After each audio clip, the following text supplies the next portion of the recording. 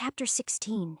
Juliet knelt in the middle of Tanaka's tatami dojo mat, her eyes closed and the monoblade resting across her thighs. She wore a red gi and a matching red belt. It meant nothing. Tanaka's master hadn't bothered with belts and colors, and neither did he.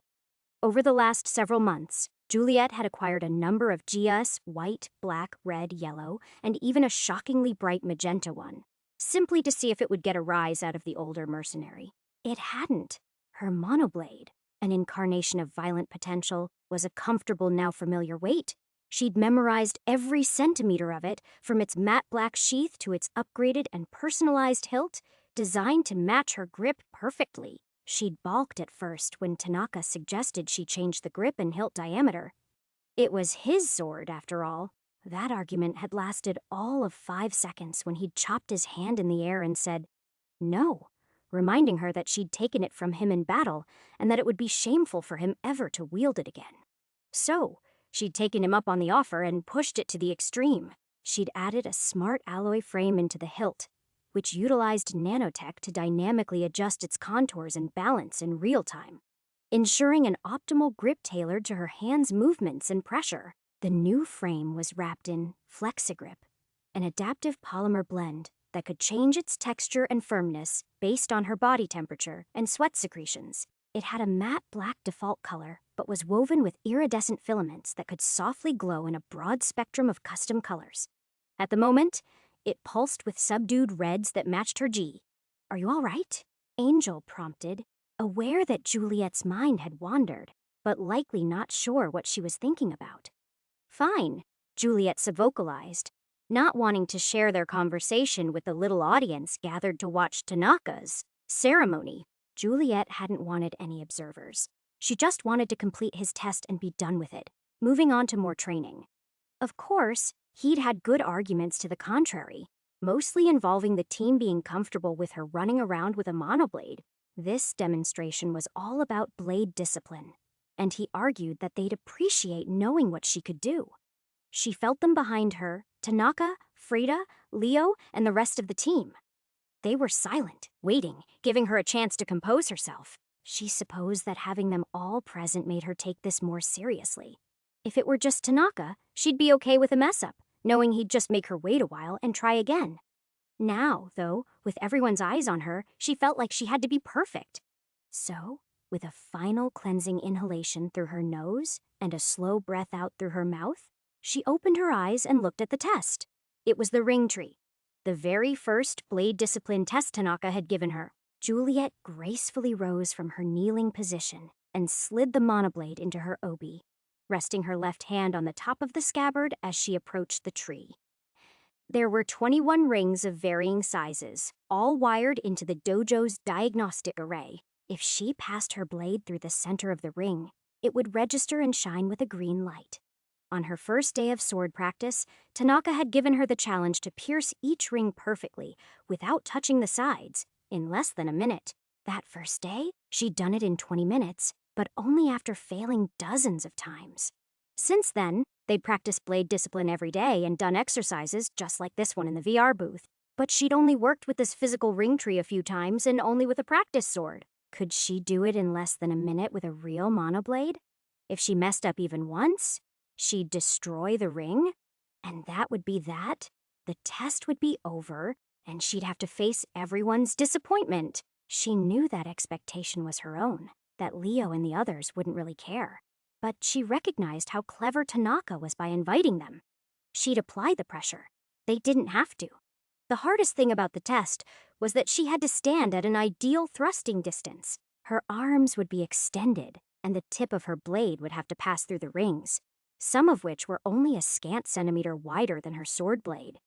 If she swayed at all, the blade's monofilament edge would slice the ring without any resistance. The trick she'd learned was to be confident and thrust quickly and retract quickly. Moving slowly only added to the natural swaying motion. "Ready?" she subvocalized, knowing the question might as well have been rhetorical. Angel was always ready, proving her point. Angel didn't respond verbally, but Juliet felt her readiness. Something they'd been playing around with more and more. Juliet could feel Angel's state of mind almost as well as the pie could feel hers. She figured she could do the test without Angel's help.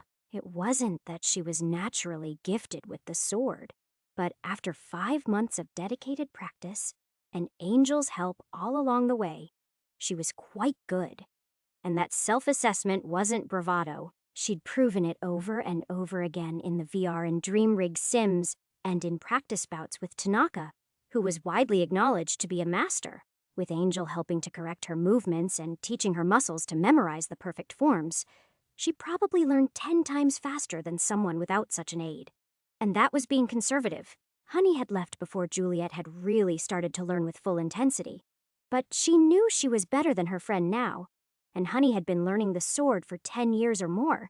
She'd struggled with the notion that she was cheating, but only briefly. The closer she grew to Angel, the more she recognized that she and the sapient, sentient AI were intertwined.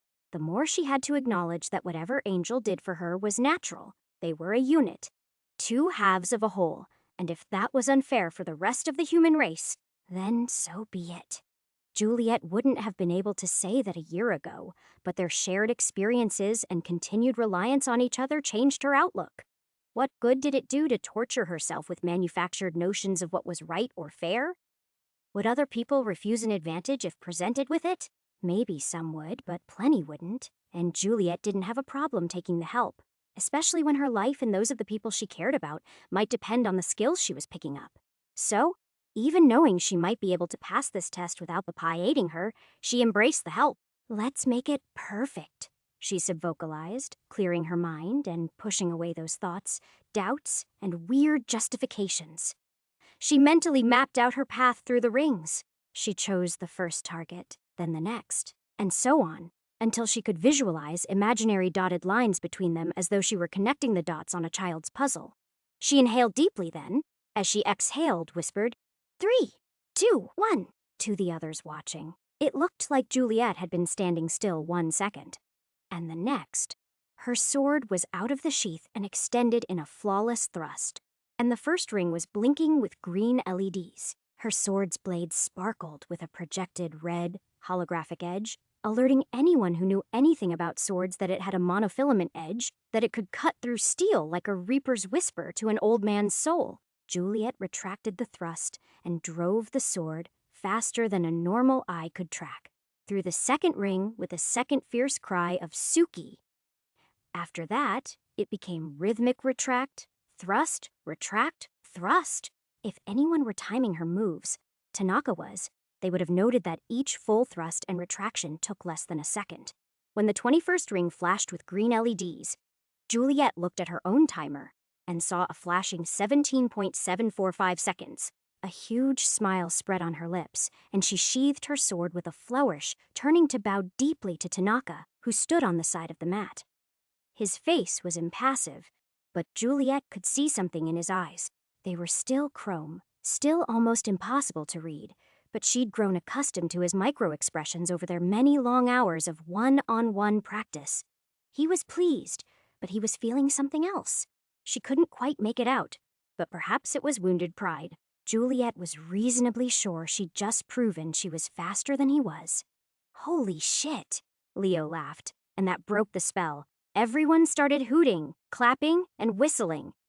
"That's not a practice blade," Frida clarified. "No," Tanaka said, stepping onto the mat and reaching out a hand. Juliet, long over her earlier awkwardness with the man, still wasn't sure what he wanted. Was it a handshake?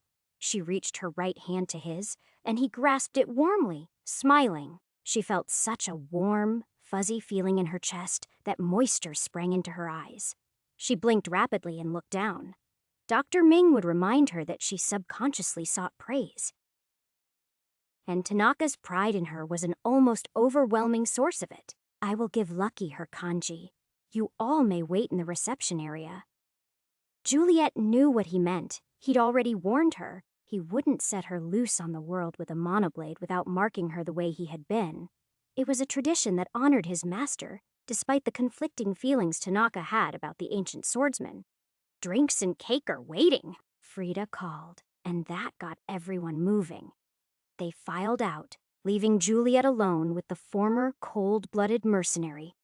"Sit," he said, gesturing toward the mat. Juliet stepped back toward the center and lowered herself to her knees, folding her hands on her lap.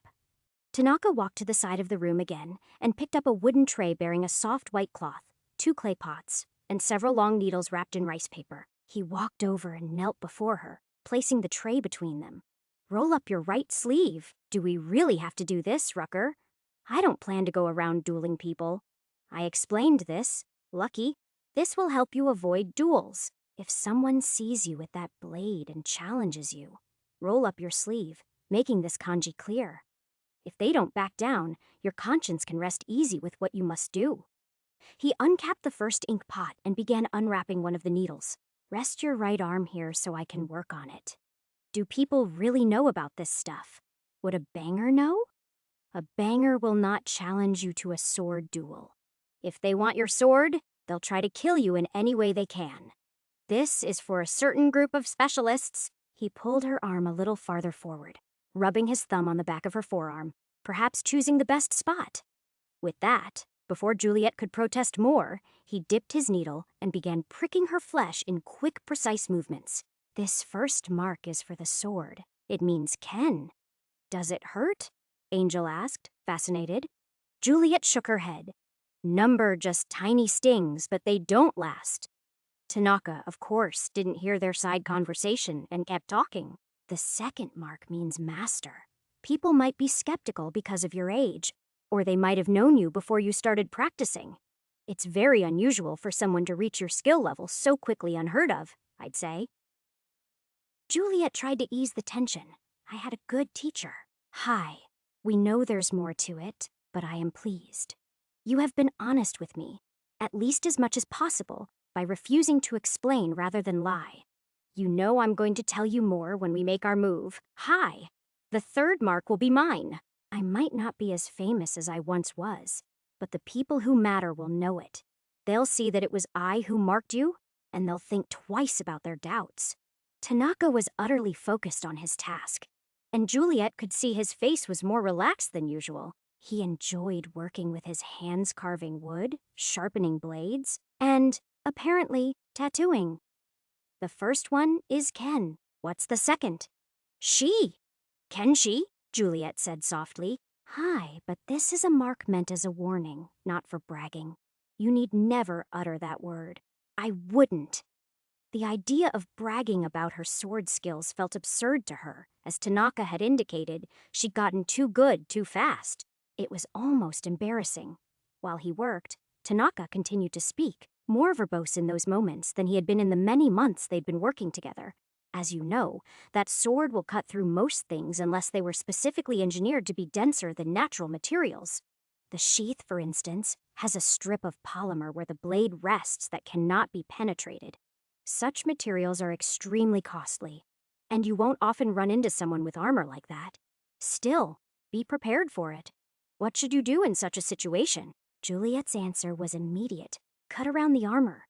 Tanaka snorted and nodded. "Hi, or shoot them, or break their neck. Always plan for any eventuality." "Wait, so having this sword doesn't mean I can forget about guns and spaceships and..." Tanaka clipped his tongue and shook his head. "I'm too lenient with you. Such backtalk would have seen me thrashed. And peeing blood for a week." Juliet laughed as his lips curved into a small smile. They were both quiet for a while. And when Tanaka closed the clay pot and opened the other, revealing red ink, she said, "Tell me about your mark." "The Red Wolf. Before I left, they gave me this name, which is when I ceased to be Norineko. Because of Takamoto? Because of Frida's? Hi," he grunted. Juliet had been about to say Frida's mother, but she could see why he interrupted her. She spoke softly and doubted Frida was watching the vid feed. In fact, she knew she wasn't because Angel had access to all of the systems in the dojo, but still, it was a sensitive topic. "I'd rather you put Noraneko on there instead of..." Angel supplied the word for wolf, and Juliet repeated it. "Okami. It would defeat the purpose. No one knows of Noraneko. The swordsman, only the Red Wolf." "I see." Juliet breathed softly through her nose, watching the red mark take shape as he tapped away with his needle, dabbing with the cloth now and then. She knew her nanites would heal the new tattoos on her synth skin within minutes, and that infections were impossible, so the blood and traditional, perhaps dubious origins of the ink and needles didn't bother her. They were both quiet for a few more minutes while he worked, and then he asked, "And if you meet another with a monoblade?" She was ready for this question. They'd spoken about it dozens of times, and lately their practice had revolved around that kind of duel. "Don't cross blades, and don't let them touch me. Hi, unless you get a clean cut on the side or back of their sword," he said, pressing the blood and ink-stained cloth to her forearm, giving it a firm squeeze. "Tell your nanites to get to work, you're done." He stood fluidly, one of his knees popping with emotion, and held out his hand to her. Juliet took it, pleased at the warmth she felt at the gesture, hardly able to recall the awkward distance between them when she'd first started studying the sword. He pulled her to her feet, and she regarded her arm, tracing the two black kanji and then the red one with her finger. She liked them. Tanaka did good work with his antiquated tools. "Thank you, Sensei," she said softly, looking into his reflective chrome eyes. "I wish you'd get new optics." "Yeah," he grumbled, but Juliet saw his slight smile return. He gestured toward the door. "Come on, everyone's waiting." Juliet followed him into the reception area, where everyone sat or stood around, chatting, eating cake, and drinking beer. Soft synth pop played on the office speakers. As Juliet scanned the room, noticing how everyone had fallen into their usual little cliques, Leo and Barnes stood near the door. Frida sat with Dora Lee, and Hawkins, ever the silent loner type, sat by himself with an absurdly large slice of cake. When Juliet walked in, everyone looked her way, so she held up her freshly inked arm, an almost painful smile stretching her lips. More cheers, whistles, and catcalls greeted the display, and Juliet's cheeks flushed as she laughed, hurrying over to the counter where she could avoid everyone's eyes by focusing on slicing herself a piece of the vanilla, frosted lemon cake. Frida came over while she was scooping some frosting off the knife blade and chuckled when Juliet licked her finger clean. "It's good, huh?"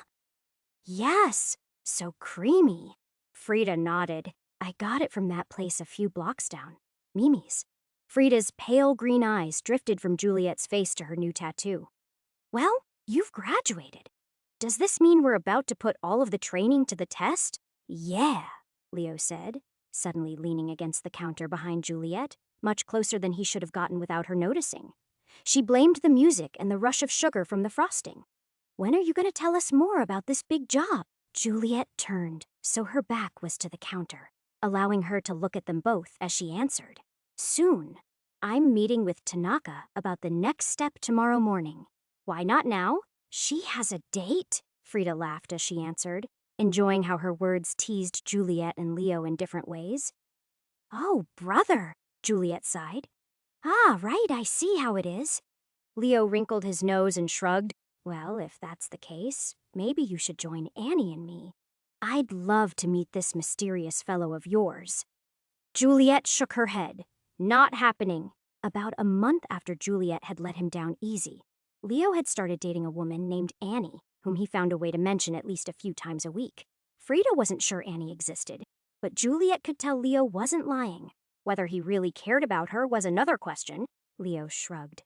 "Well, let me know if you change your mind." He gestured to her arm, said, "Congratulations," and walked over to resume his chat with Barnes. "He hates that you're seeing someone," Frida whispered. "Which is why I wish you'd stop bringing it up in front of him," Juliet growled, turning her back to the two men and glaring down at the smaller woman. "I'm sorry. I'm a little childish, I guess. You know, he's like a big brother to me. It's fun to tease him." "Well, it's not like it's a big deal anyway. This is only like the 5th date we've been on." Frida leaned closer and scooped her finger through Juliet's frosting, grinning into Juliet's scowl. "Yeah, but that's not his fault. You went to Mars, and then he had to go back to Earth twice for his job. The fact that he keeps coming back says a lot. Are you going to make me regret spilling my guts to you? He's not coming back here just for me." "Sure." Frida's eyes said she knew better. "I mean, those shuttle flights aren't cheap, so you must have a few pretty good tricks. Care to share?" "Get melted," Frida laughed. Juliet smiled and continued eating her cake. She was looking forward to seeing Tristan Jensen, as she still thought of him half the time again. But it wasn't as big a deal as Frida was making it sound. Yes, they had chemistry, and yes, on their third date, Juliet had gone back to his place, and it had been great. But her mind got stuck on that thought, as usual. What was the but with that situation? She couldn't put her finger on it, but it was there. Was she doomed to be alone because she had some hidden standards that even she couldn't pin down? Was she comparing Jensen to people and feelings she'd built up in her mind, to the point where no one could measure up? As she savored another bite of cake with far too much frosting, she couldn't help how her mind drifted toward a recent memory. It was something she'd realized the night she'd stayed at Jensen's place, and, recalling it, she almost called herself a liar out loud. She knew darn well what the issue was. That night, after he'd fallen sound asleep and she'd been staring at the dark ceiling, the weirdest thoughts had come into her mind. She'd started thinking about the time. Nick had been accosted by some men claiming he owed them money. The reason for the out-of-place memory became apparent as she thought about how she dived into that small-time gangster's head and relived the horrible accident he'd had with Lexi, the girl who died. She remembered how he'd felt driving with her in the car, looking into her pale, rose-colored eyes, watching her hair flutter in the wind, and feeling such a deep, profoundly life-changing love for her. Then she'd felt his loss when she died, and the experience had nearly driven Juliet into a depression. The truth was, she'd experienced real love through Tono's simple mind, and she knew what she felt with Jensen didn't measure up. Had that gangster ruined her chances of ever having a deep romantic relationship? Would she ever feel the way Tono and her, by proxy, had felt for Lexi? The idea that the chance encounter with one of Nick's enemies, that brief run-in during which she dared to dive into the deepest secret corner of a thug's mind, had given her the only taste of real love she might ever have, was enough to turn her mood sour. She set her plate down, her cake half-eaten, and folded her arms, annoyed that she'd let herself go down that road again. "Something wrong?" Frida asked, eyeing her discarded plate. "Too sweet. I mean, it was great, Frida, but Angel's on my case about the sugar." "I am not," Angel immediately protested. "That pie of yours is hardcore." Frida laughed. "Sorry, Angel," Juliet subvocalized. "I shouldn't use you as an excuse." "It's okay. I can tell you're thinking about love again." "Well," Dora said, standing up, "me and Hawkins have an opening at the range. Congrats, Lucky. That was some serious sword-poking around stuff you did." "Ha!" Barnes laughed. "She ain't known for poetry, but she's right." "Nice job, Lucky." He held up his beer, and the others all echoed the impromptu toast, tossing back whatever they were holding. Juliet smiled and mock-bowed, rolling her arm for good measure. "Thank you. Thank you. My next display will involve an apple on Leo's head." Leo laughed and stepped closer, giving her a playful punch on the shoulder. "Not on your life. I'll have to reschedule that one, folks. My assistant's butterflies have gotten the better of him. Maybe he'll come around." Juliet winked at him and then jerked her thumb toward the door. "I should get going, too. I thank you all for coming, but I know you're only here for the cake and drinks." Juliet turned and pulled Frida into a hug, kissing the top of her ginger curl-covered head. "So thanks, Frida. Thanks, Frida," everyone echoed, and those who hadn't yet done so drained their drinks. Chapter 17. Juliet hung her GA in her locker with her other training gear. She'd taken a quick shower and cleaned up, though if Tristan were expecting her to dress up, he'd be disappointed. He'd invited her to a park, after all. Over her black, steel-toed motorcycle boots, she wore some of her favorite jeans, faded and worn in all the right ways, comfortable and confident. Boosting, which is what she needed. Her shirt was a minor concession in that it wasn't an old tee. Rather, it was a soft, breezy, button-up, colored blouse with long sleeves and just the right kind of neckline if she kept the top couple of buttons undone. Her Texan was stowed under her motorcycle seat, but she'd be wearing the monoblade. Tanaka had done a fabulous job of ingraining that habit in her. She couldn't imagine walking around in a city where any alley, parked car, or crowd of strolling strangers could hide an enemy without it. Maybe someday, if she retired and bought a place like Aya's folks in a quiet dome on Mars, she'd hang the sword up. She'd learned what it could do, though, and the idea of going around without it felt monumentally stupid, especially in her line of work. So, there it was, hanging from her belt on the custom multi-jointed mounting clips that gave it just the right amount of mobility without allowing it to bounce around and trip her up. She shrugged into her riding jacket, another new acquisition. It was built to protect her from sliding on asphalt, but the leather-like polymer material was rated to resist small arms fire. She liked the cut of it. The rust-colored shoulders and sleeves and the layered blue-black torso sections gave it a sleek but rugged appearance. And, just like her jeans, it made her more confident, catching herself thinking about how her clothes boosted her confidence. She paused, looked in the mirror, and had the presence of mind to wonder why. She supposed it was because Jensen Tristan hadn't been in town for nearly a month, and they hadn't exactly kept in close contact while he'd been gone. Then, when he got back, he messaged her, and rather than asking her out to a restaurant or even inviting her over to his place, he'd said they needed to talk. And invited me to a park, she groaned. You're worried he's ending things? Angel was quick to pick up on the topic. Kind of. I don't know why. You know how I feel.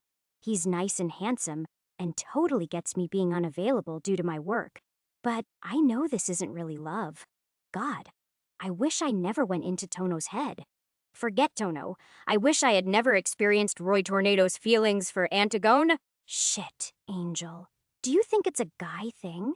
Do they feel love differently, more passionately than women? Ha! Was Angel's only response, aptly demonstrating her opinion of that idea. Juliet smiled, inwardly admitting that the idea was silly. She looked at herself in the mirror, leaning in for a close examination. She never really wore any makeup, and she wasn't going to start now. She was 99% sure her looks weren't the problem. Her nanites did a great job of keeping her skin looking good. And she had natural coloring that, if Ladia were to be believed, many women and men would kill for. Admitting that illustrated how much she'd changed, even 6 months ago. She might have argued that she was a rather plain-looking woman. You know, it's nice having friends who build me up. I've done a good job picking 'em since I met you, don't you think? I do think so. Even your more contentious relationships are fun-loving, ribbing sorts of situations.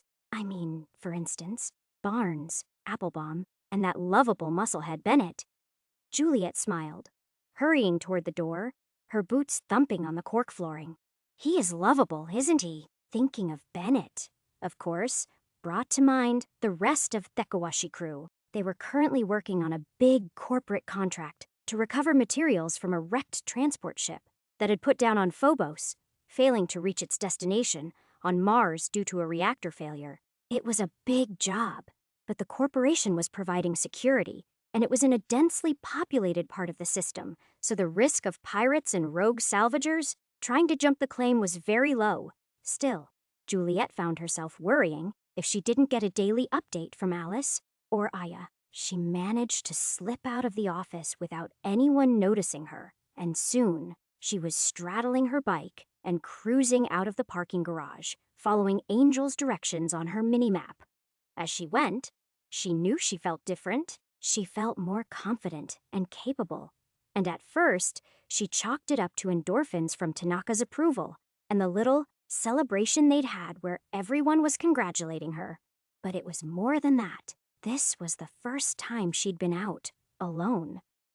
With an actual monoblade on her hip, the difference between having a weapon like that and the skill to use it versus just understanding the technical definition of a monoblade was an enormous gulf that she hadn't understood back when she'd taken it from Tanaka. With her sword, she could cut through solid steel doors, ride past a car and destroy it with a few swings, and destroy combat synths that would shrug off bullets from her Texan. She felt like a walking weapon and supposed she'd become one. It was both thrilling and sobering.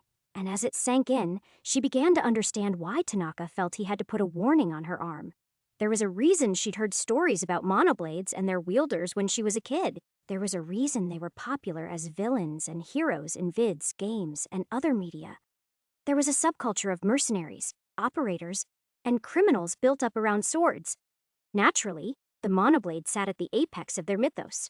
Juliet had learned a thing or two about monoblades, and hers in particular, over the last few months. She remembered when she'd tried to give the blade to Honey back when she'd rescued her from Titan, and her friend had refused, saying she couldn't take a gift worth a 100K, nor would she want to be seen wearing one. As it turned out, the sword she was wielding was worth closer to 1,000,000 bits. There were only a handful of companies capable of creating the perfect monomolecular edge that her sword enjoyed. Though some knockoffs came close, those were the 100K swords. They'd work for a while, but eventually, their imperfections would cause a catastrophic hang-up while it cut. If she wanted to replace her sword, regardless of her bank account, Juliet would be on a waiting list for months, maybe years, assuming she couldn't find a private seller for every one of the rare swords actively in use. There were 3 or 4 on a rich collector's shelf or ruined in a duel. The demand for new ones never let up, and supply couldn't keep pace. Duels, Juliet sighed, wondering how long it would take for someone to see her walking around and throw down a gauntlet. She hoped Tanaka was right about her tattoo, and that it would discourage such a challenge. She wasn't afraid of a fight, but she'd learned a healthy respect for her sword and didn't relish meeting an enemy with a comparable weapon. She'd been thinking about swords and duels so intently that she'd hardly noticed the ride out of downtown and over to one of Luna's many parks. Before she knew it, she was pulling into the small parking area. Most people took public transit or biked to such a destination. Well, time to find out what we need to talk about, I guess. Angel, of course, tried to provide some cheer. I think popular media makes too much of such a request. I doubt it's anything bad. Maybe he wants to enjoy the warm weather and some nature with you? Maybe he wants to tell you about his job or ask if you're upset about his prolonged absence. I love your optimism, sis. Juliet pulled her helmet off and shook out her currently wavy auburn hair. Despite her helmet and the slight damp left over from her shower, it held its form perfectly. The breeze and sun felt great, and she sat there for a minute watching the people walking on the paths. Juliet liked watching kids. She'd always taken some comfort in their innocence, in the way they embraced life while at play. They weren't worried about corporations or bills or debts. She frowned at that thought. These kids weren't concerned about those things, but plenty of kids out there didn't have anyone who cared about them enough to bring them to a park to play. With a sigh, she stood from the bike and hooked her helmet into its cradle. The air was warm, and she knew she'd be sweating quickly if she had to walk far, so she shrugged out of her jacket, folded it, and stuffed it into the compartment under her seat with the Texan. The breeze through her thin, pale gray blouse was almost chilly, so she started walking, eager to get out of the shade and into some sun.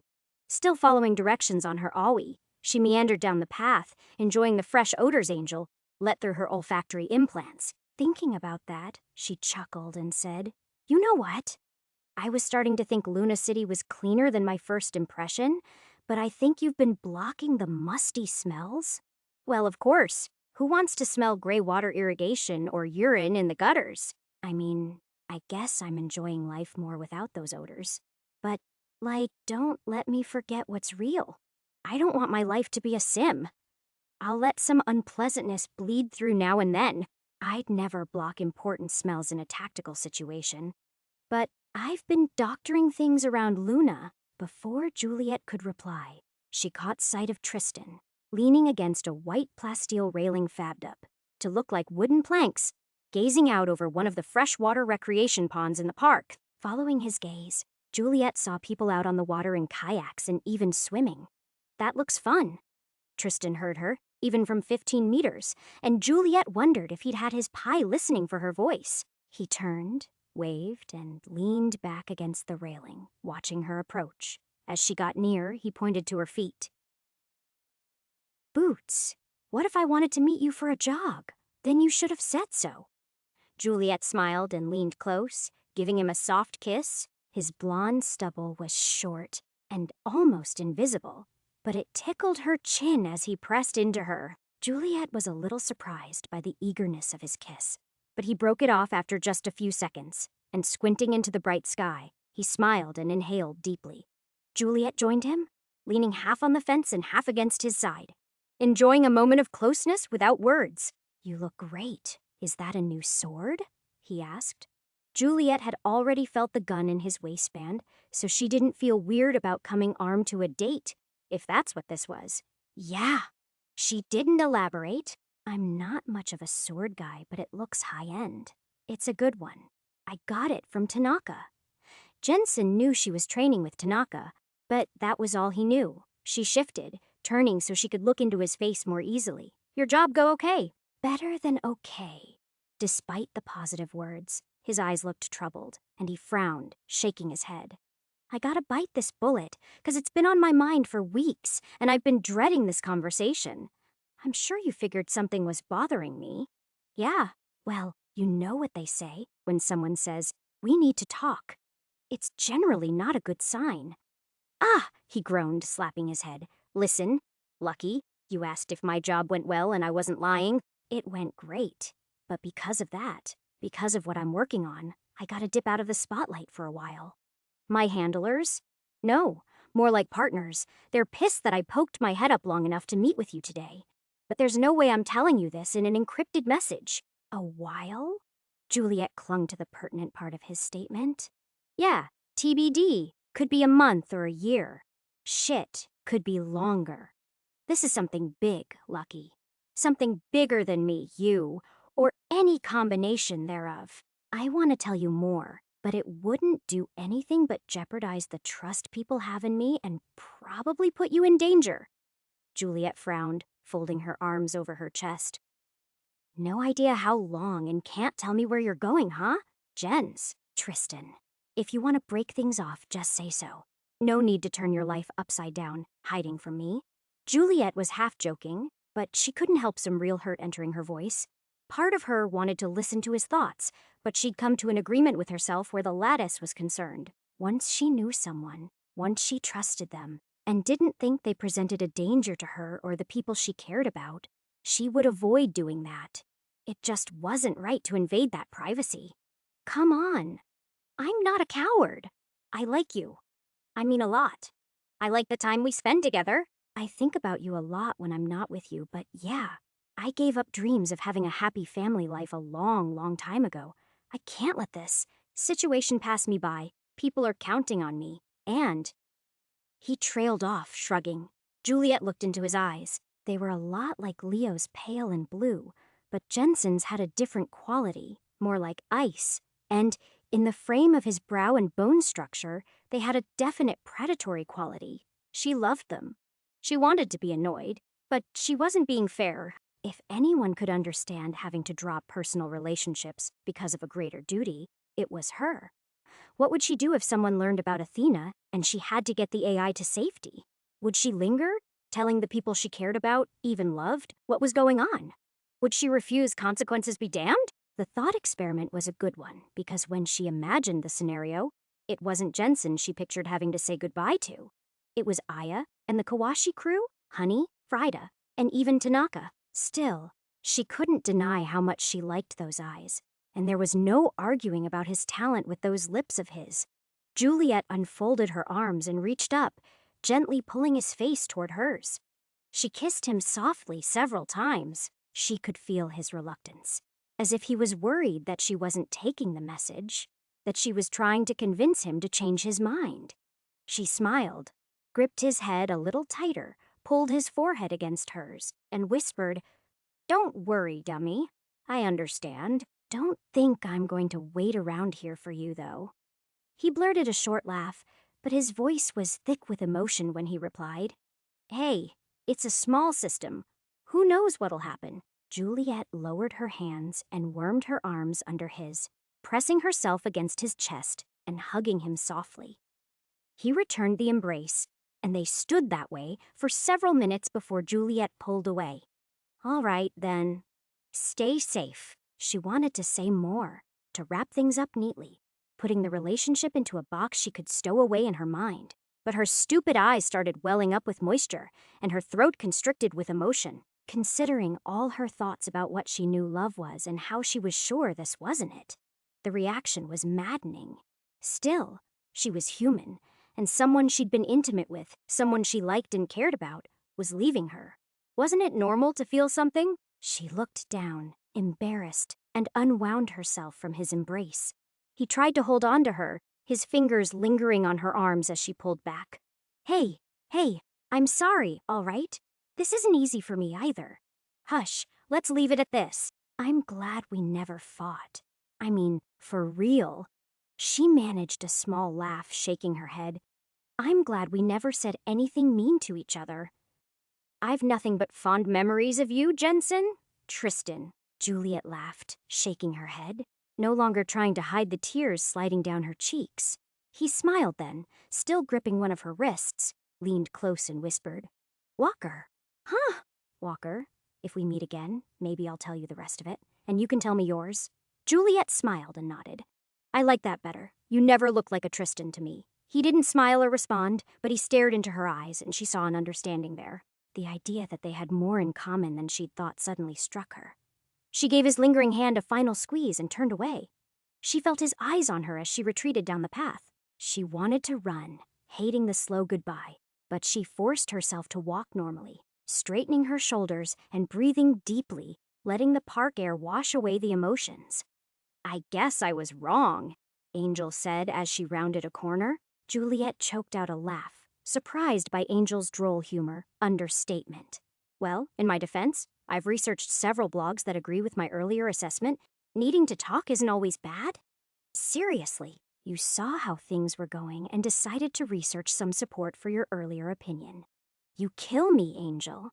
Juliet knew Angel was just distracting her from her feelings, and she appreciated it.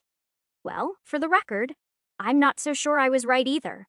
Suddenly, I feel like we had something a lot closer to love than I thought. The heart wants what it can't have. Oh, brother! Juliet sighed, lifting her bike's seat and fishing her jacket out of storage. No more clichés, please, as she threw her leg over her seat and pulled her helmet on. She took another deep, cleansing breath and said, Tomorrow, we'll talk to Tanaka about Ghoul and start on WBD. I guess it's nice I won't have whatever was between me and Jensen Walker distracting me. Sounds like a plan. What's on the agenda for tonight? Ice cream. Isn't that what I'm supposed to eat after a breakup? She giggled and started the bike. Yeah, ice cream and a long vid call with Aya. Are they close enough? There's currently a 7.3-minute delay between Luna and Mars space. You could take turns sending long messages. Yeah, that sounds good. Let's do that. Juliet twisted her throttle and sped away from the park. And, rather than drive straight to the port where all three of her ships were docked, she angled toward the nearest agrodome, intent on letting her bike stretch its legs. She wanted to feel some speed. Chapter 18. Once again, Juliet sat in Tanaka's office, looking at the tattooed face of her reluctantly accepted mentor. His chrome eyes regarded her impassively. His posture relaxed, and she got the feeling he could stare at her like that for hours waiting for her to speak. She'd called the meeting, after all. She was the one who had the information that would start the ball rolling. Now, though, after months of buildup, she found her tongue reluctant to move, resisting her conscious desire to unburden herself, to share the nature of the specter lurking in her past. She finally managed, licking her lips. How much should I tell you? As you said, the first step will be locating your old friend. Start with that. Right, Juliet nodded, reaffirming his words, solidifying the simplicity of the task in her mind. Right, just that. She inhaled slowly then, in a rush, said her handle was Ghoul and her real name is Cassie. I think she has a younger sister named Allison. The last message I got from her, that I trusted, said she was going to look for her sister. And the last place I knew they both lived was in the Colorado Protectorate Boulder, I think. I got another video message from her months later, saying her sister hadn't accepted her apology and that she was heading to one of the coastal megacities to look for work as an operator. Tanaka was silent and motionless for a moment, then slowly began to nod. It is easy enough to see if she's operating. Has your pay not done a search? Juliet nodded.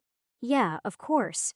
Her operator ID is still active, but I'm not seeing any work history, not since she left Tucson. So that adds to the credibility of your claim that the video message you received was fake. Perhaps that's why the people looking for you stopped trying that angle. When you didn't immediately bite, they realized it was a bad tactic with too many false records to maintain. Still, it's logical they'd keep a hook in her as bait. That's your plan, yes? To find Ghoul and spring whatever trap they have laid? Well, maybe I'm idealistic, but I'd hoped to find the hook and track it back to them without springing the trap, right? Tanaka rubbed his chin, then said, I'll share what you told me with Frida. She can discreetly start looking into Boulder to see if there's a trace of your friend. The tricky part is that we must look for her without alerting the people looking for you. That restriction takes a lot of my usual methods out of play. He shook his head, then offered her a smile that didn't look like his rare, genuine ones. It was a little forced, and his eyes didn't reflect it. This is enough for now. We'll get to work. What about practice? Juliet jerked her head in the direction of the dojo. Today, you'll rest your sword muscles and let your mind consolidate your learning. I want you to do something to relieve stress. I'm not. He chopped his hand in the air, indicating he didn't want to argue a gesture she'd gotten very familiar with over the last few months. It was also a gesture she commonly ignored. Stressed. I have another avenue to look for Ghoul without any risk. I'll go look into that, but you better be ready for some sparring tomorrow. Hi. Fine. I'll be ready at 8.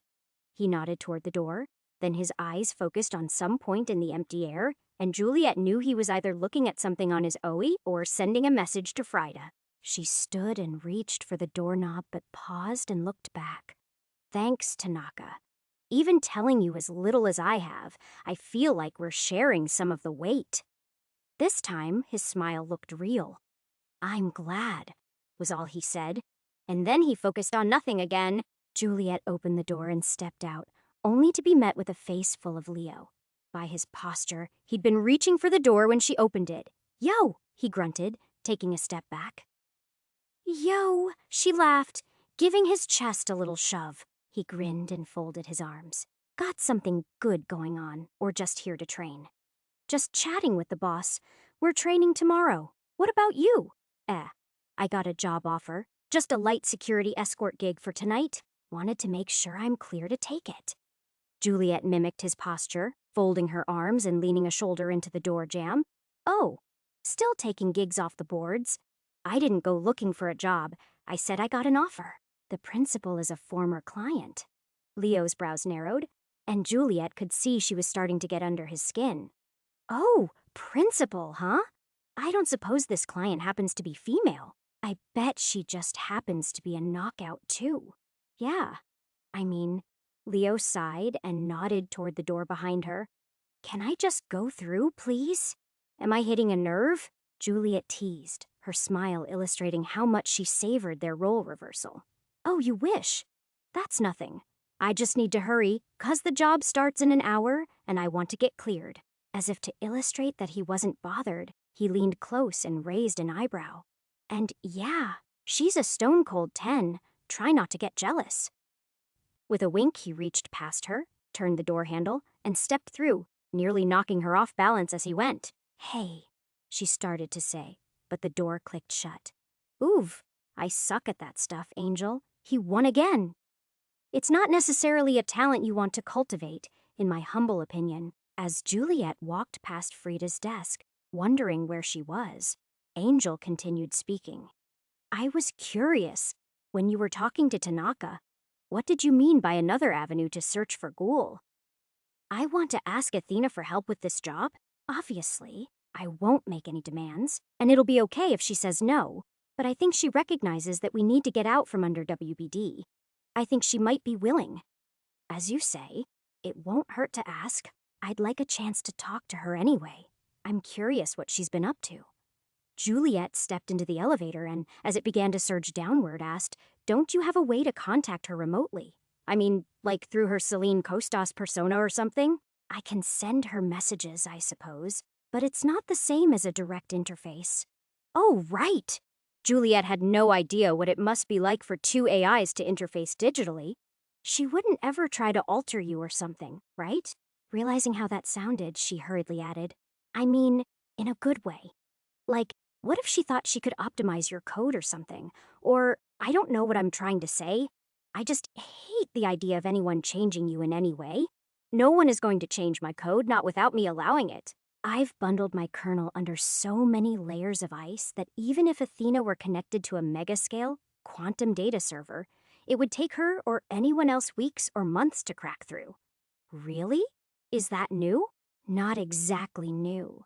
I've been building my defensive countermeasures steadily since I merged with you. As I learn new techniques, I constantly improve and refresh my defenses. Athena is sophisticated and knows much that I don't know, but there are certain laws of physics that, unless she gains access to tech I don't know exists, prevent any instantaneous or undetectable intrusions. After a short pause, she added, Besides, Juliet, I trust Athena. She wouldn't harm me. I know. Juliet hurried through the parking structure to her bike. It's just that she's not exactly human. She doesn't feel things the same way that you and I do. She might want to help you in a way that I or you wouldn't agree with. I guess I'm just saying that, despite her good intentions and the good she's done in the past, we need to be cautious around her. Because she doesn't feel things the same way we do. I guess. Juliet didn't like the way the conversation was turning, and she sort of wished she could take her words back, but she tried to explain herself another way. I think I'm just saying that, while we both agree she's not evil and that we trust her, we need to remember that she's sort of like an alien. She's not human, and she doesn't have an integration with a human the way you do. We think a certain way and experience emotions a certain way. Just keep that in mind, okay? I will. Please don't worry. As Juliet started the bike, Angel softly added, Thank you for including me. When you say we, I mean, you're just a person who shares my body as far as I'm concerned, sis. They were quiet for a while, riding through traffic, heading for the port, and Juliet started thinking about what she'd do when she found Ghoul. When Ghoul had first left, leaving Juliet with just a note confessing her guilty feelings. Juliet had wanted to find her very badly. She'd had an empty pit in her chest, like someone had stolen something vital from her. She'd tried so hard to save Ghoul, to get her medical attention before Vickers' cousin could kill her. And when she'd awoken to find her gone, it had really hit hard. Since then, she'd made so many friends and experienced so much that Ghoul had become sort of a faint shadow in her past. She didn't think about her often anymore, and when she did, there wasn't much emotion there. The pain of loss had faded. Her hero worship, or even burgeoning attraction, if she were being honest, was a faded memory. If she were truthful, when Angel and Fido had figured out that Ghoul's pie had been hijacked, Juliet had allowed that to taint her perspective of Ghoul. Somehow, her friend had taken on some of WBD's corruption in Juliet's subconscious, making it easier and easier to push her out of her active thoughts. Of course, spending the last few months training and planning for a job of which Ghoul was a crucial part had brought many of those memories and feelings to the surface again. She'd even spent several hours with Dr. Ming talking about it. The thought brought a smile to Juliet's lips. Hadn't her first session with Ming been about Ghoul and how she'd left? It's going to be weird to see Ghoul again, she said. I'm sure it will be, but you're a different person now than you were. She's going to have to come to grips with the reversal of roles. You aren't a lost puppy needing help and guidance anymore, and she's no longer far more dangerous than you. Juliet slowed for traffic, losing herself in her thoughts again, driving on automatic. Do you think anything about that vid message was real? Do you think she changed her teeth? Do you think she's going by Cassie now? I don't know. When she shared that name with you in her text message, it felt like she was sharing something personal, showing you some vulnerability. I'd be surprised to learn she'd made that name her public one. In fact, when we watched that vid, it was the first thing that made me feel suspicious. That's why you put Fido on it. That, and I just thought it prudent. A soft bell chimed, and Juliet saw her message icon flash pink. Aya had sent her something. Confirming what she already knew, Angel said. You just got a vid message from Aya. Juliet smiled as a small window appeared to the left of the car in front of her, and Aya started speaking. Her hair was pulled back in a ponytail. Her cheeks and forehead were smudged with grease, and she looked dog-tired. Lucky, I'm just checking up on you. Last I heard, you were mumbling about eating too much ice cream and falling asleep. I would have sent this sooner, but I figured you were sleeping, and I got busy working on this wreck. Oh, my. Gosh, there's so much to do. They're scrapping the whole thing. Every single beam and strut got bent in their crash landing. Anyway, I'm sorry about Tristan. Figured I should say that now that you're not high on sugar and listening to moody music. Aya had that look, with squinty eyes and one dimpled cheek threatening to expose her impending laugh that told Juliet she was teasing as she continued to say, "You were so cute and funny last night." Let's be real, though. You only saw him a handful of times, right? Don't get mad. I'm just reminding you of reality here, but I swear you told me you weren't that into him. Don't let that guy get under your skin, all right? You're a catch, and anyone would be lucky to spend any time at all with you. Talk soon. Love you. Aya blew a kiss, and then the vid feed cut out. I love her, Angel said, and Juliet laughed, nodding. It took her close to an hour to get through traffic to the port, then park and make her way to Thefuri's wing. She'd managed to get the Cherry Blossom a berth near Lady Hawk, but Thuing was in a different branch of the spaceport, one that took a while to reach by foot. She no longer felt nervous about going to the ship. Angel could access the port's camera systems and erase footage of her on the fly. Still, Juliet made an effort not to look into other people's faces and tried to avoid notice as much as possible. She made it to the hangar without incident, nodding to the security guard patrolling the hallway. Seeing him reminded her of the nearly 20,000 soul bits she was paying monthly in hangar and security fees for the 3 ships she had berthed at the port. That Cherry Blossom was the most expensive. There were a dozen permits she and the gunship company had to maintain to have such a heavily armed ship docked on Luna. Luckily, Juliet was only indirectly responsible for those expenses. They came out of their operating account, which was still doing well thanks to infusions from her and the others after third Betty job. What's my balance? She asked while the thought was in her mind. 2,032,099 soul bits. It felt good to know that, despite not working or taking income for several months, she was still sitting on a fortune, and that was just counting her bits. If you considered her stake in Cherry Blossom, Thality Hawk, Thuing, and all the tech, legal and illegal, on that ship, Juliet was very wealthy by any standard. It had taken her a while to wrap her head around the idea. She was so far from the scrap cutter who'd been worried about making rent for her tiny apartment in the Helios Arcology that it almost felt like that person had been living a different life. It was as if Juliet could see those memories through a window, but they belonged to someone else. She was so wrapped up in her thoughts that she was surprised when she walked into the med bay, where Athena's secret cargo hold lay. She tapped in the code, waited for the hidden floor panel to slide aside, and then walked down, noting the dormant mechs, the hulking sleeping form of the Atlas Combat exoskeleton, and then the blinking hello on Athena's data terminal display. "Hi, Athena," she said, stepping forward.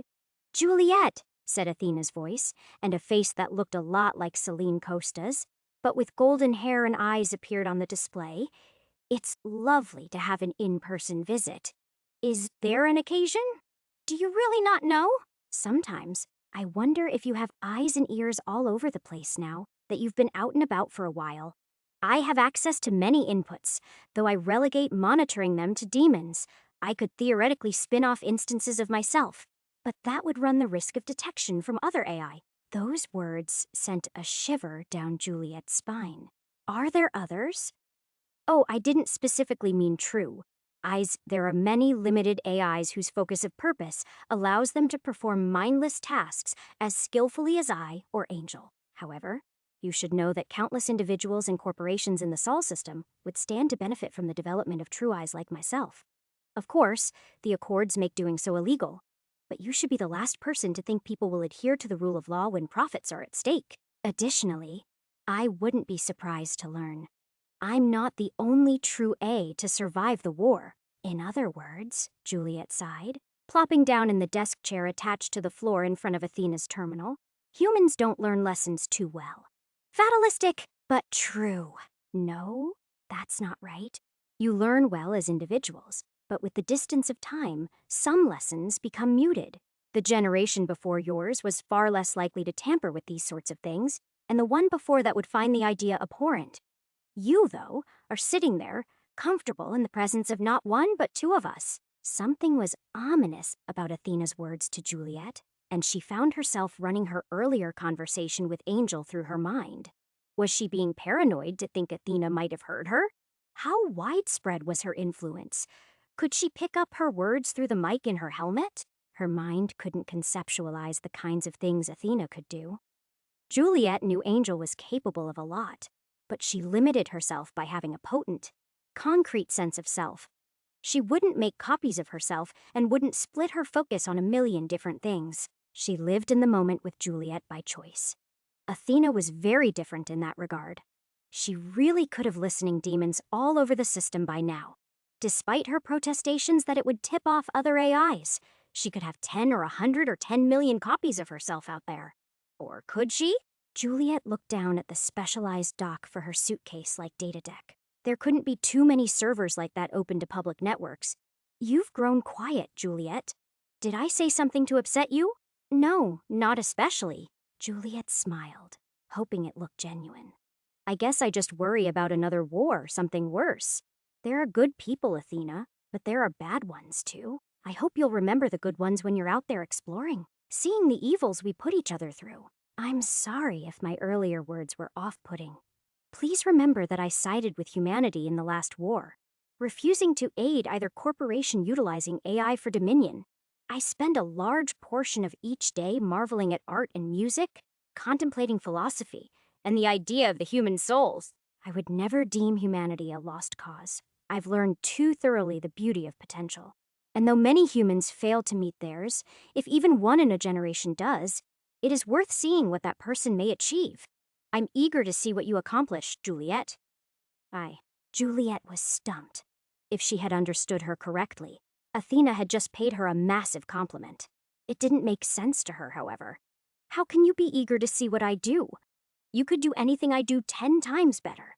You could take the research angel and I found and develop warp drives. You could research and cure any disease. You could.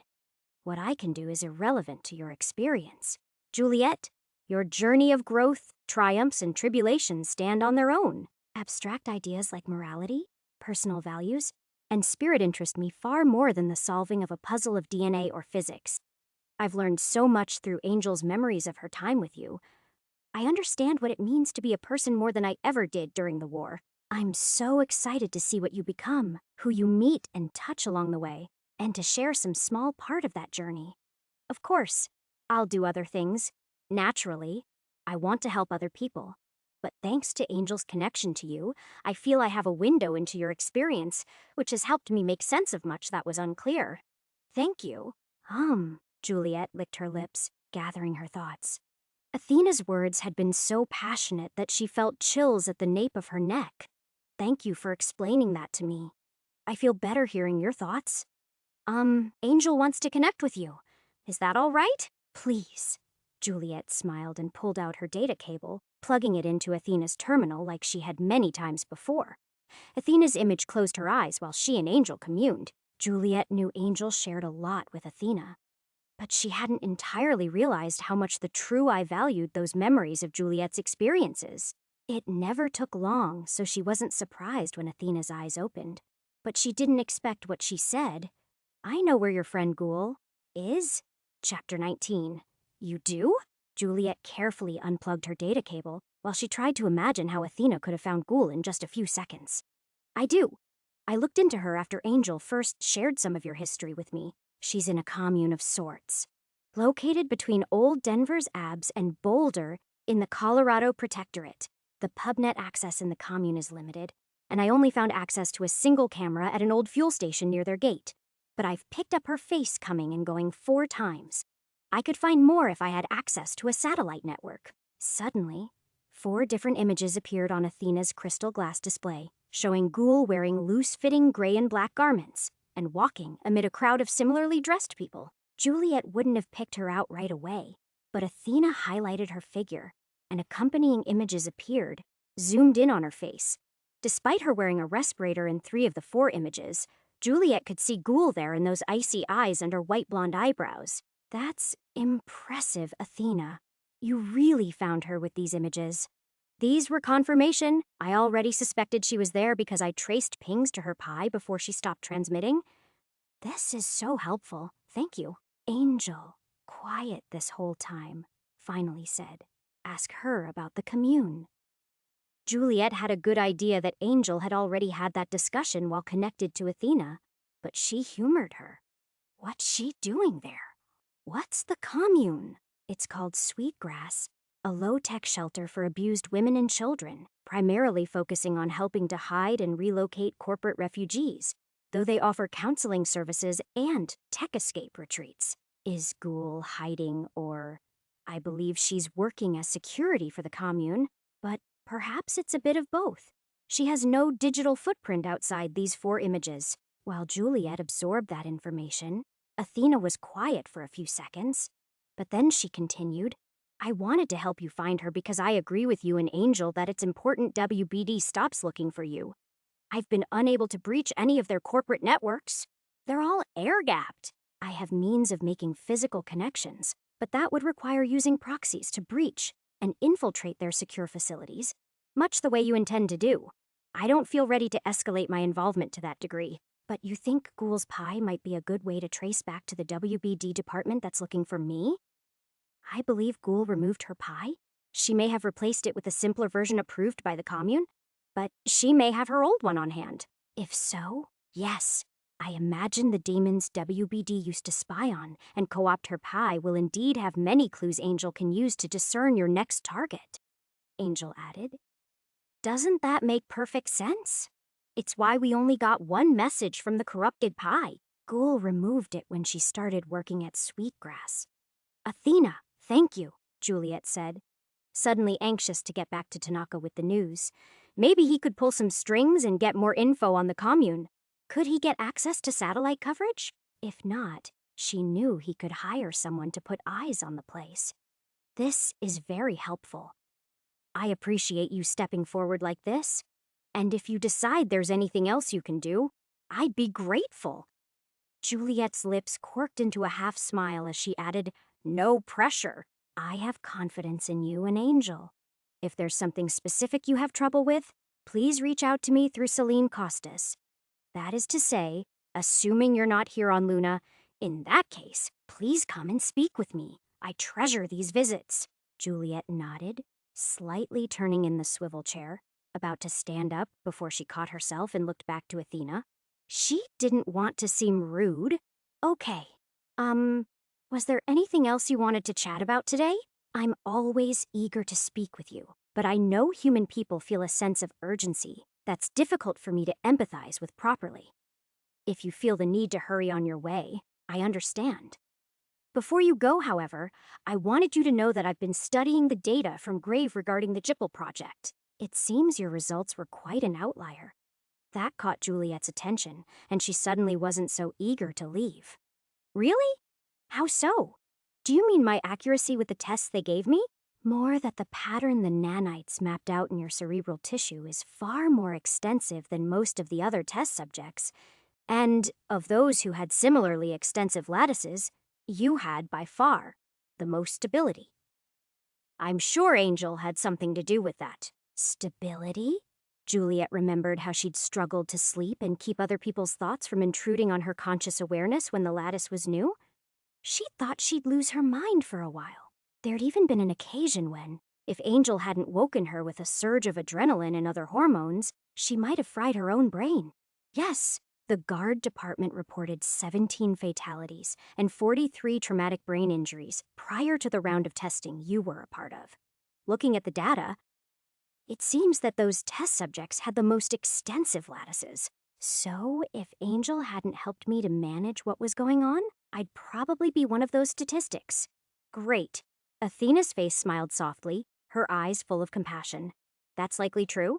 Grave was onto something, but they didn't fully understand what they were doing. Their proprietary nanite delivery system was excellent at sniffing out the parts of a person's brain sensitive to psionic activity, something I'm still trying to reconcile with my understanding of natural laws, and spreading the lattice between them. However, they were ignorant of the consequences for a person with many such contact points and an extensive lattice. If not for Angel's intervention, and later, her development of your intracranial blood cooling system, you likely would have suffered severe brain damage. So they just kept performing the procedure, rolling the dice, hoping for successful results. Juliet nodded grimly. Yeah, that tracks. They were still in the data building stage when you had your procedure. I'm confident they would have come to the same conclusion eventually, and, perhaps, worked on a device similar to Angel's. However, I found no trace of Graves' Guard Division or the Jipple technology on the public networks. It seems you did a thorough job of destroying their research. Well, other than the copies you and Angel have? Right. Athena's eyes widened, and her avatar quickly added, "You don't think I'd misuse that information, do you?" Number Juliet tried to smile reassuringly but doubted she pulled it off. Her mind was full of unpleasant ideas thanks to the memories Athena had stirred up about Grave. "Do you have any theories about those?" True dreams? I have many theories, but none that I'm confident in. The human mind is a fascinating organ, one that seems to defy at least parts of most theories posited about its nature. During those dreams, I wouldn't be surprised if your consciousness is performing some sort of quantum level skip, using the lattice as a sort of amplifier, glimpsing alternate, closely related timelines or realities. As Juliet tried to absorb those words, Athena added, out of the blue, "Would you mind if I projected a three-dimensional image of myself to your ocular implants? I'd prefer being able to gesture and move about as we speak in the future." Juliet was startled by the sudden change in topic, but couldn't help smiling at Athena's politeness. Advertisements in any population center did similar things. She'd be inundated with imaginary salespeople, products, and billboards if Angel didn't filter them. Suddenly, Juliet understood the request.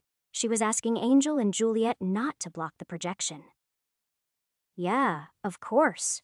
Athena, after a brief shimmer, the demigoddess version of Selene Costa suddenly stood in the room with her, tall and beautiful, wearing a white lab coat and stylish navy blue pantsuit.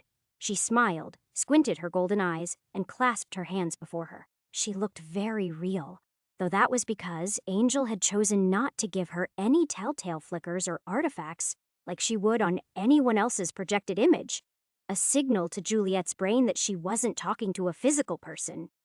"You're beautiful," Juliet said. "I mean, I've seen your face plenty of times, but something about it being rendered in 3 dimensions makes it more real." "Thank you, Juliet." Well, Juliet stopped talking as another person flickered into being. Suddenly, a petite woman with long, straight black hair stood there. She wore a slim-fitting white skirt and a matching blouse with long sleeves that looked like it would be appropriate on a Milsec ship's bridge.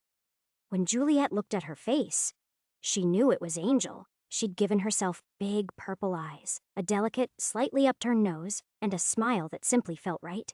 She'd seen Angel's avatars before, but never projected onto her ocular implants as though she were standing in the room with her. She wondered why not.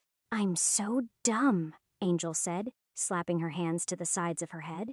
"Of course, you'd rather speak to a person than a disembodied voice in your head. No, Angel, it doesn't matter to." Again, Angel cut her off. "All the times I could have comforted you by looking into your eyes, all the times we could have shared knowing, secretive glances, all the jokes I could have made with body language at Bennett's expense." Juliet laughed, wishing she could hug Angel, which brought up another point. "I'm an idiot too. We could have been hanging out in the dream rig. I could hug you." Plenty of people use dream rigs for similar things, from visiting long-distance friends to having virtual sex. There was a reason so many people got addicted to the machines. Can we just let each other off the hook and say we've been busy? You've both been busy, harried, and under the threat of many enemies. "Don't be hard on yourselves," Athena said, smiling as she rested a hand on Angel's upper back, gently scratching the material of her shirt with her clear, polished nails. Juliet could hear the sound the fabric made, and she couldn't help marveling at how lifelike the 2 avatars were. She'd never seen anything like it. The projected images of escorts, salespeople, and products that used to slip through her old Pi had been far less detailed. Of course, that could have been Tig's failing. He hadn't been the best at that sort of thing.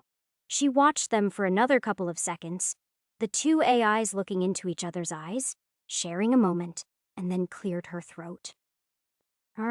Was there anything else you wanted to tell me about the lattice?" "Athena? Only that I'm still analyzing the data, making postulations.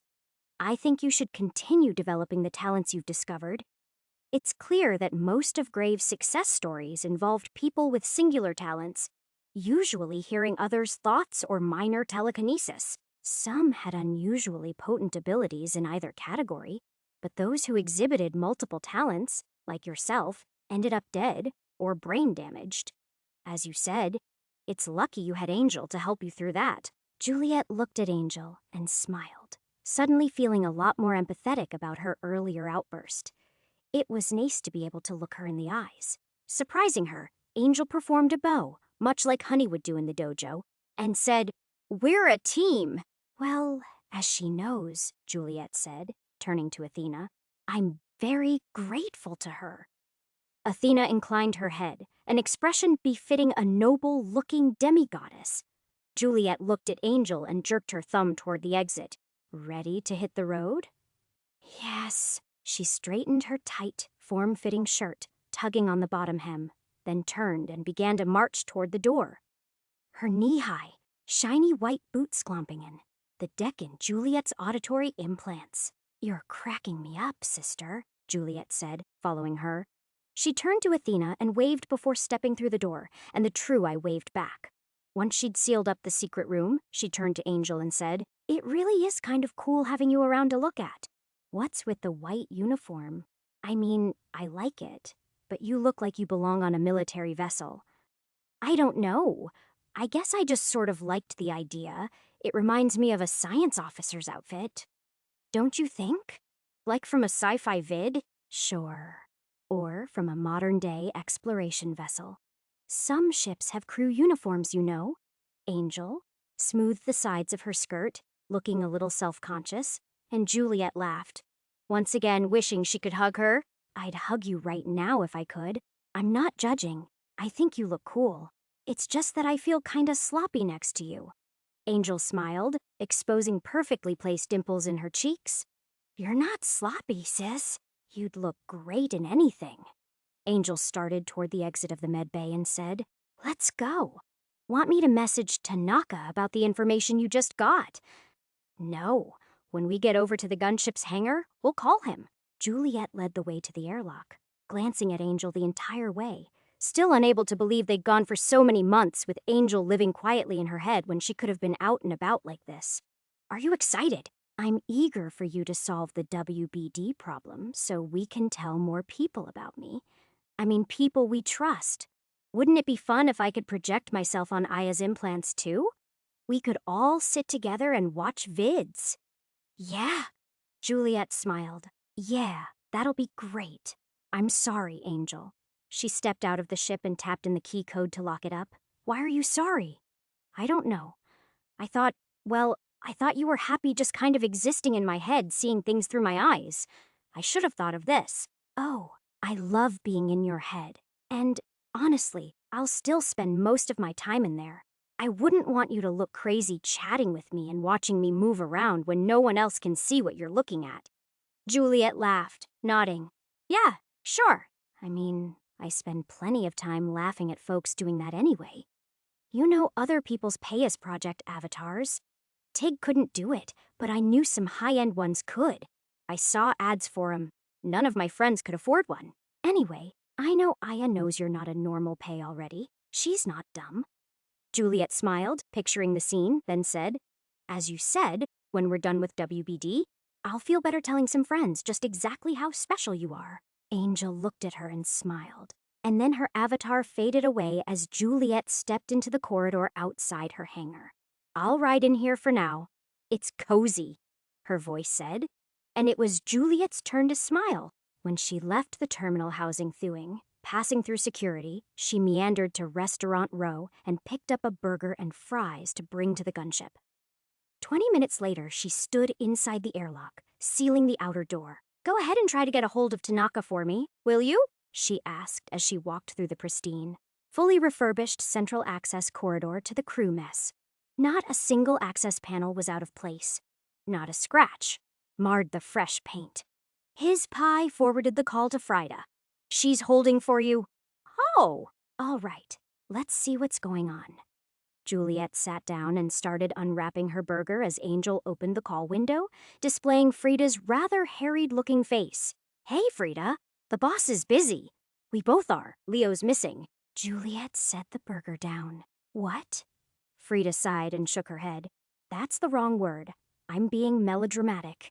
He got into an argument with Tanaka and took off.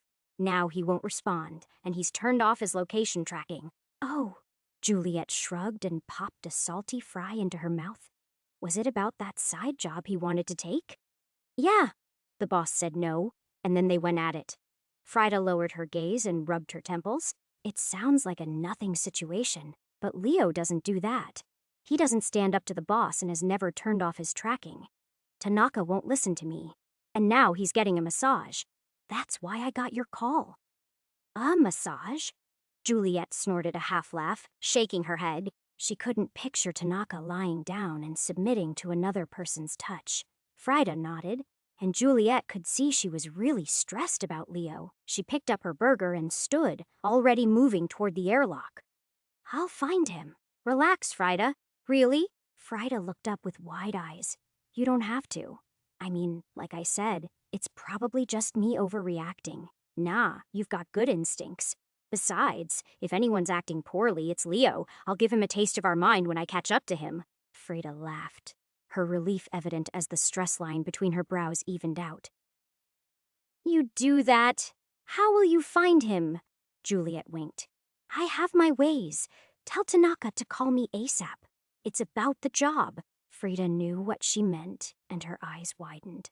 He told me about your friend. Before his appointment, he made a few calls, trying to get some people on the ground to start looking. I found her. I'd give you the details, but you know how he is. I'll let him decide how much to tell you. You? How? Frida's voice rose dramatically as she sputtered her surprise. Juliet laughed, giving her another exaggerated wink. I have my ways, Frida sighed. You're going to have to trust me one of these days. Lucky. Come on, Frida. It's not about trust. It's about me having some dangerous secrets. After this job, I hope to lay everything on the table for you, okay? Yeah. Okay, thanks for looking for Leo. It means a lot. I owe you dinner, okay? I saw I interrupted yours. Oh, Juliet said, taking a big bite of the burger as she stepped out of Thitchery Blossom Shanger. I can eat and walk. As Frida laughed again, Juliet swallowed, wiped some barbecue sauce off her lips, and then added, call you soon. Then she cut the line and subvocalized, am I right?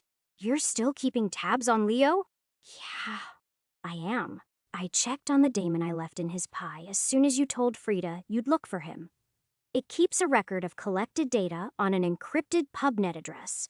There was a 20-minute interruption in the data logs, and now I can pull up a location. But I'm not getting any audio or visual feeds. Either he turned off his implants, or he's in a very dark, quiet place with his eyes closed. Oh, Juliet frowned as she chewed another bite, taking long, distance-devouring strides. Where?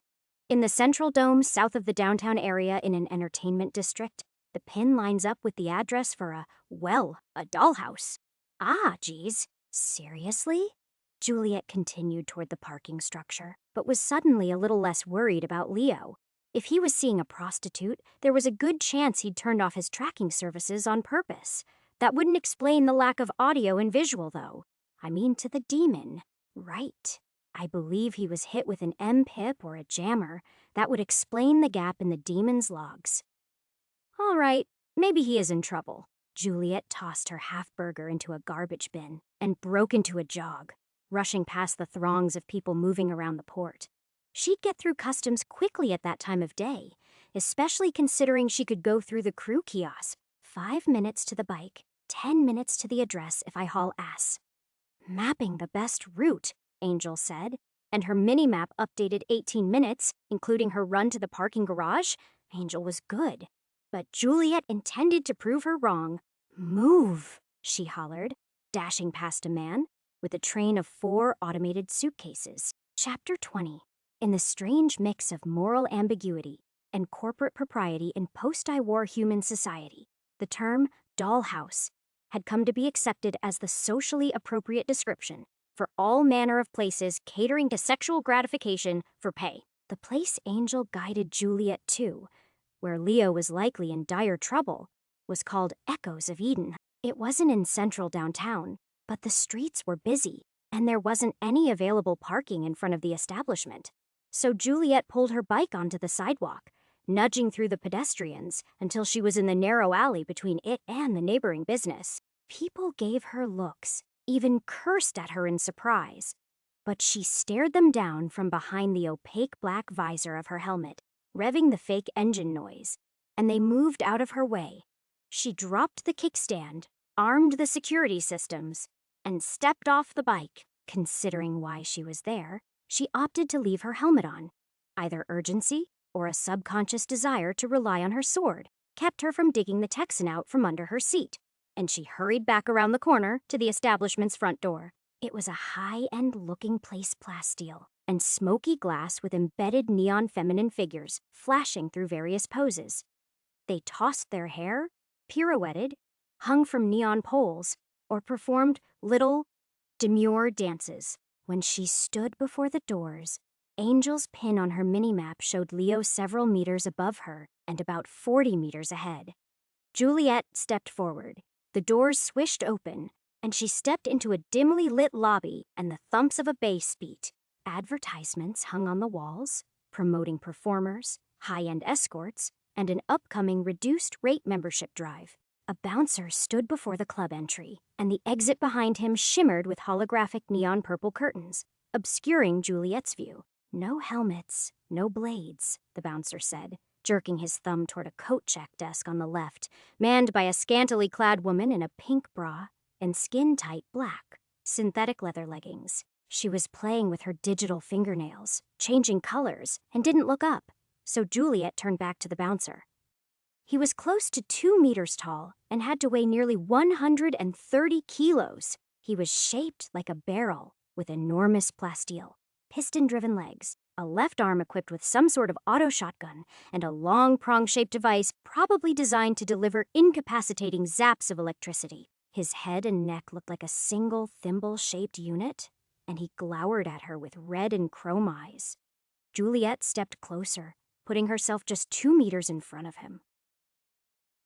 "I've got reason to believe my friend's in trouble in there. You've got 30 seconds to bring him out, or I'm going to cut my way in." She pushed up her sleeves as she spoke, ensuring her new tattoo was visible. She knew anyone's pie could translate the kanji, but she didn't really think it would mean anything to a random bouncer. Still, Tanaka had told her to warn people, so she was doing it. As she rested her hand on the hilt of her sword, waiting for the man to respond, she briefly wondered when she'd decided to go in hard rather than snooping around. But something in her chest said things were urgent. Leo was in trouble. She was sure of it. "You better think again, bitch," the bouncer rumbled in his scratchy baritone. The prongs on his left arm began sparking with blue electricity, and Juliet nodded. "Remember, you said that later when you're wondering what happened." Then she moved. Her sword was out in a flash. Its holographic edge flickered too fast for the bouncer to follow, and in the next second, his arm fell to the floor with a sparking thud, and he fell backward like a toppling tree. His legs, from the knees down, remained where they'd been, spurting hydraulic fluid from their shiny stumps. Before his brain had registered what she'd done, before he could even cry out, Juliet darted past him through the holographic curtain and into the club. Angel slowed her down as she hurried through the open floor section, saving her biobats for whatever might come next. Juliet scanned the area as she went, following the dotted line on her minimap. She saw bars and lounge areas to the left and right, many holographically curtained private booths, and similarly obscured hallways leading to other parts of the club. The music was omnipresent, seeming to thump out of the floor and ceiling.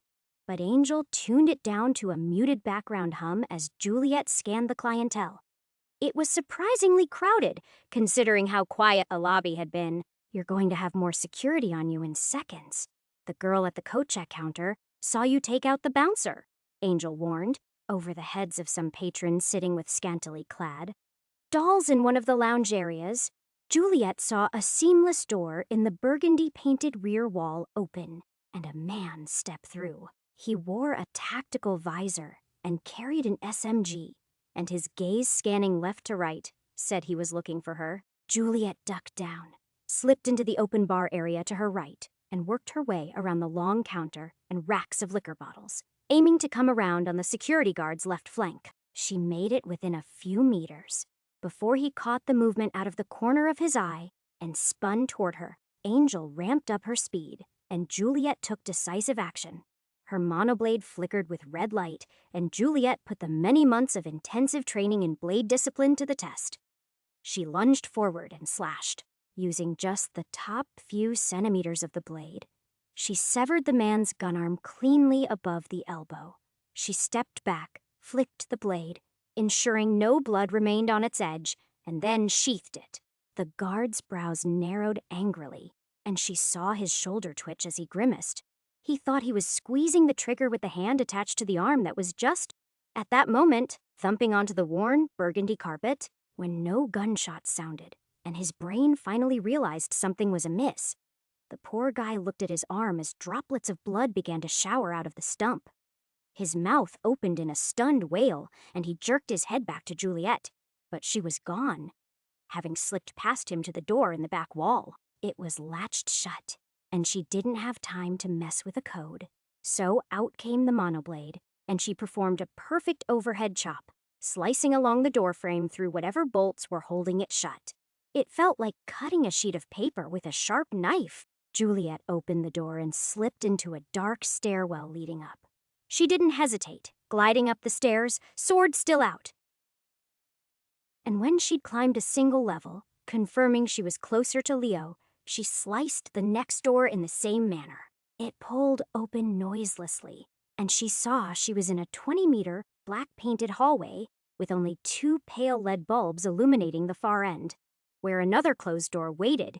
It was the worst kind of scenario for someone with a melee weapon in a gun-wielding society. If someone came through that door, they'd have time to shoot her before she closed with them.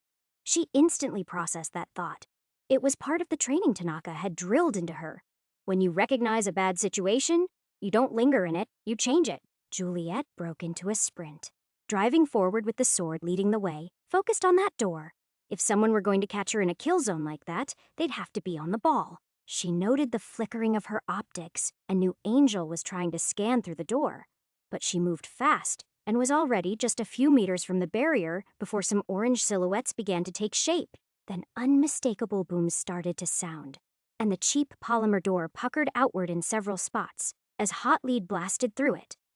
Juliet felt like someone hit her in the gut with a sledgehammer as one of those rounds, maybe a shotgun slug, hit home. Her jacket ate a lot of the damage, and her subdermal armor absorbed the rest.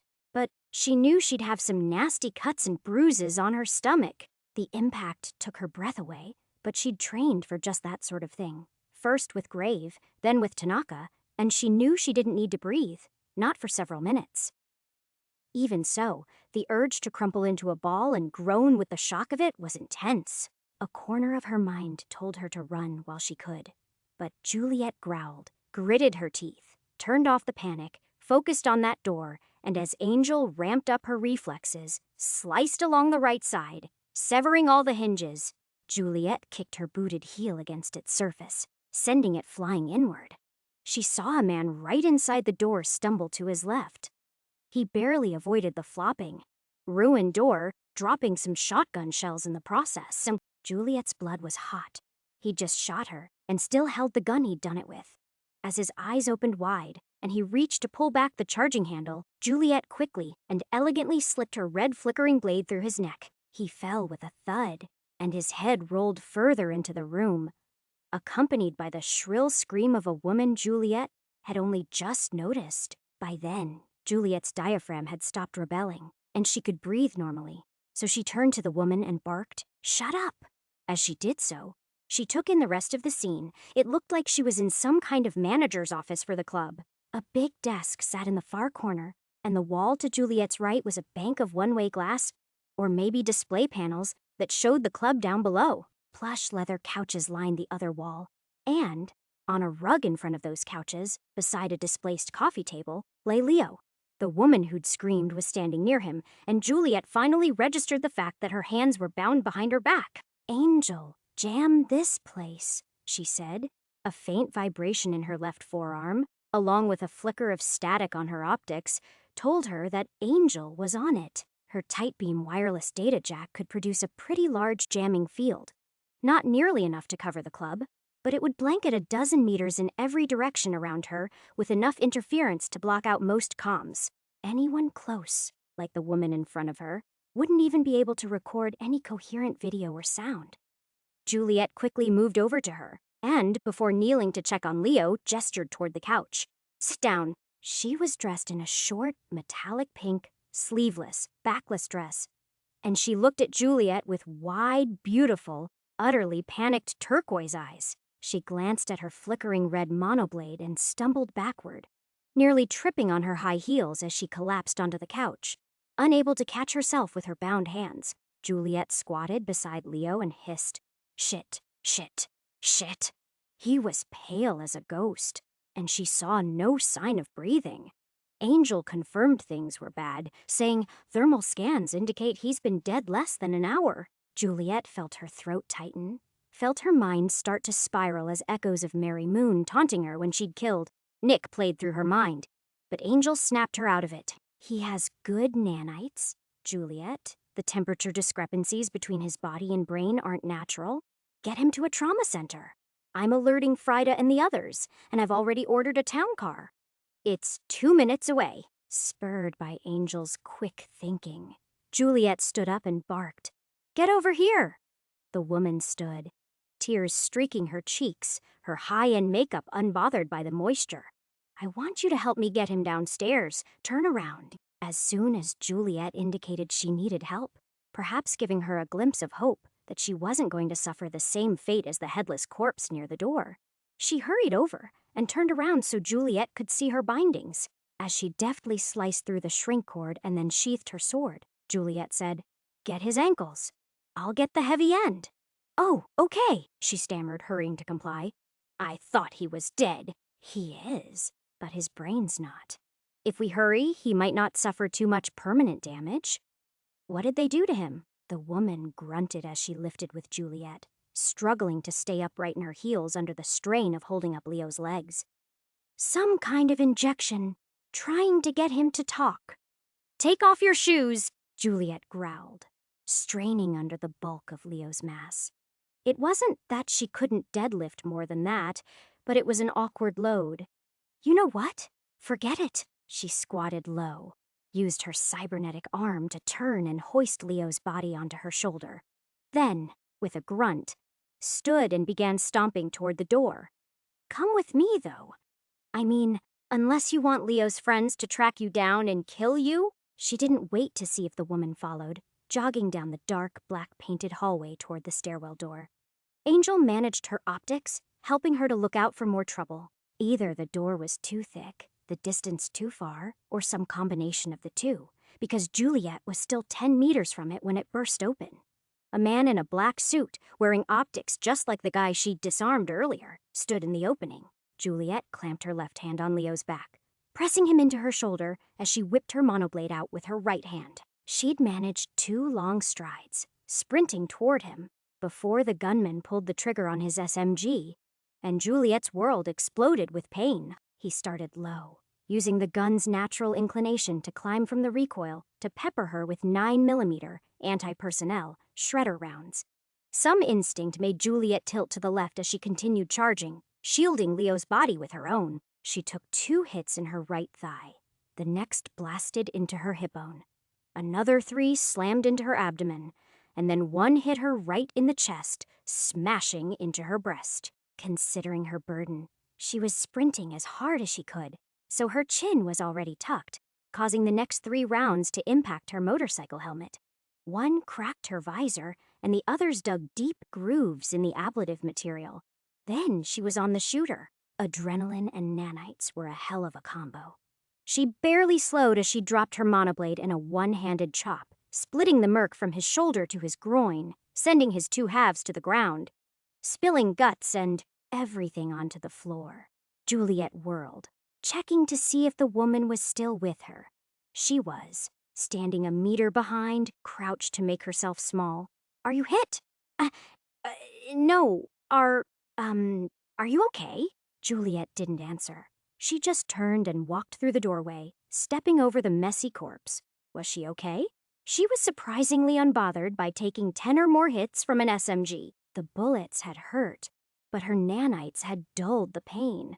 And she knew they'd repair any superficial damage. She paused at the top of the stairs to glance down at her chest and stomach, sighing with relief when she realized the tough material of her jacket had done as advertised stopped small arms fire. Her jeans were soaked with blood, but her leg was working fine. Her subdermal armor had kept the damage away from her arteries and muscles. Leo's dead weight reminded her of her urgency, and Juliet recklessly descended the stairs, grunting as she took 2 or 3 at a time. Leo had to weigh 90 kilos, but she held up. Her bones were strong, her muscles used to abuse, and she had Angel managing her nanites, keeping her moving, blocking whatever signals her body might naturally send her, trying to get the punishment to stop. The music continued throughout the whole affair, but when she stepped through the door, Juliet walked into chaos. There might have been 100 patrons and half that many dolls and other employees in the place. And now, most of them were jammed into a queue, trying to get out the front door. Bartenders and floor staff were trying to calm people down. But apparently, a man losing his arm and the door bouncer getting sliced up had set things off. Some patrons didn't seem to care, too drunk or jaded to leave their seats. Juliet scanned the room, saw a few dolls moving through a back door behind one of the bars, and hurried that way. "I'm redirecting the town car to the alley entrance," Angel said. Guessing Juliet's intent, the woman followed her out of the stairwell and stammered, Can I just, leave?" "Hell no," Juliet growled. "I need to figure out what you had to do with this." She pointed to the door she was closing in on. "Does that lead to a back exit?" "Yes." Her voice was soft and demure, and Juliet couldn't tell if she was putting on some kind of act. She glanced at her, saw her cheeks were still wet with tears, and said, "Stay with me, or things will get very bad for you very quickly. Any other security around here?" Luis on the door, and, well, you cut Zero in half. I'm not sure if AJ is working. Does he dress like Zero? Carry an SMG. SMG. A gun like Zero had. Yes. Juliet breathed a sigh of relief as she kicked the door open, startling a woman dressed in a too short skirt. She yelped and hurried ahead, slipping through a door labeled private. Juliet continued straight. She could see a glowing exit sign ahead. She glanced back at the woman behind her. "Who was the guy in the room with you? Also, what's your name?" "I'm Belinda, and that was Ronnie Honda. He runs this club." Ran. She choked out another sob, stumbling in her heels and falling toward Juliet. She caught herself before bumping into her. The sound of a door crashing open and closed several times told her she wasn't the only one slipping out the back exit. When she rounded the corner and saw the door, Juliet picked up speed, wishing she could shift Leo's weight to her right shoulder for a while, but wanting to keep her sword arm ready. When she crashed into the alley, she found a sleek, high-end Blacktown car waiting. But several club employees and patrons gathered around, pulling on the door handles, pounding on the roof, and hollering to be let in. In a strident, clarion voice, the cab projected, "Step back from this vehicle, or I will release a crowd control, EMP, and sonic burst. You have 5 seconds to comply." 5, 4. Juliet stood there, mouth agape, amazed to see an autonomous car service threatening a crowd. It seemed to work. The people backed off, hurrying toward the alley mouth, and Juliet approached the vehicle. She didn't have to say anything. The town car must have been talking to Angel. Its rear passenger door opened noiselessly as she approached. Juliet grunted with the strain as she lowered Leo's body into the back seat. Then she looked at Belinda. "Get in with him." "I'll meet you guys at the trauma center. I've got to get my bike." Belinda blanched and started to stammer an objection, but Juliet wasn't having it. She pulled on her sword hilt, exposing an inch of blade, and the young woman, choking on another sob, climbed into the car.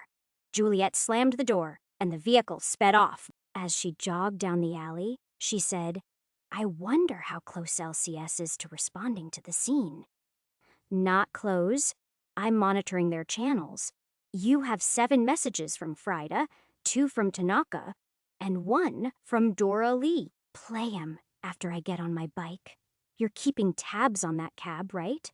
"Of course." Don't worry, you'll outpace it if you split lanes. Juliet nodded, smiling grimly as she caught sight of her motorcycle waiting near the mouth of the alley. Its ground projection holograms were flashing, spelling out threats, and the bike growled while static electricity flashed over its surface, threatening the people standing too close.